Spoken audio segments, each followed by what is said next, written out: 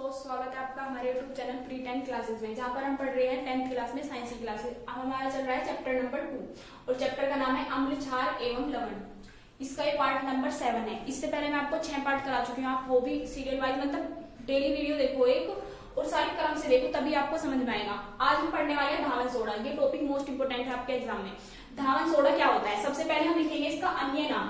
अन्य नाम क्या है इसका? धावन सोडे का अन्य नाम।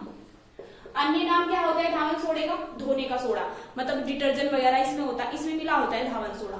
जैसे कि हम कांच के शीशे वगैरह साफ करते हैं, उनमें फिनाइल वगैरह में उनमें आता है ये। तो इसका अन्य नाम क्या है? धोने का सोडा। धोने का सोडा।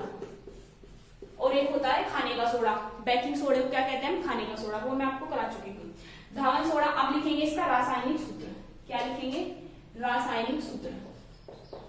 रासायनिक सूत्र।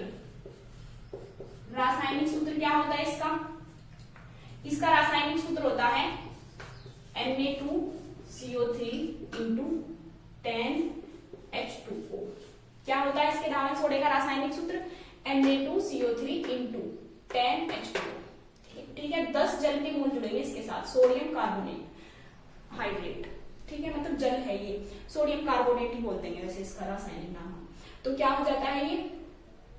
Na2CO3 into 10H2O। अब हम क्या लिखेंगे इसका रासायनिक नाम? क्या लिखेंगे? रासायनिक नाम। रासायनिक नाम हम लिखेंगे सोडियम कार्बोनेट। ठीक है, सोडियम कार्बोनेट रासायनिक नाम है इसका। Sodium carbonate. इसे कोई ऐसा नहीं लिखने का जल नहीं लिखना इसे ऐसे, ये तो वाष्पीकृत हो जाता है जैसे भी। तो इसका हम रासायनिक नाम में ये लिखते हैं सोडियम कार्बोनेट। इसका अन्य नाम है धावन सोडा। रासायनिक सूत्र Na2CO3 इंटू 10H2O और रासायनिक नाम हो गया इसका सोडियम कार्बोनेट। अब हम लिखेंगे इसे बनाने की विधि। बनाने की विधि या बनाने की समीकरण। बनाने की विधि देखो क्या होती है। हमें बेकिंग सोडा क्या बनाना है? धावन सोडा बनाना है। तो हम क्या लेंगे? सोडियम कार्बोनेट लेंगे पहले। Na2CO3 और इसकी अभिक्रिया हम 10 जल के मोल से करा देंगे। कितने मोल से? 10 जल के मोल, 10H2O। आप देखो कितनी सिंपल है, इससे सिंपल तो कोई अभिक्रिया ही नहीं है। यहां से प्लस 30 इंटू लग जाएगा। Na2CO3 into 10H2O।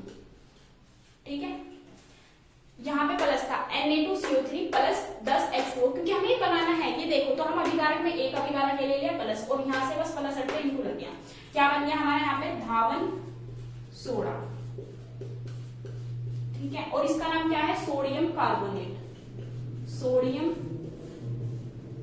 कार्बोनेट।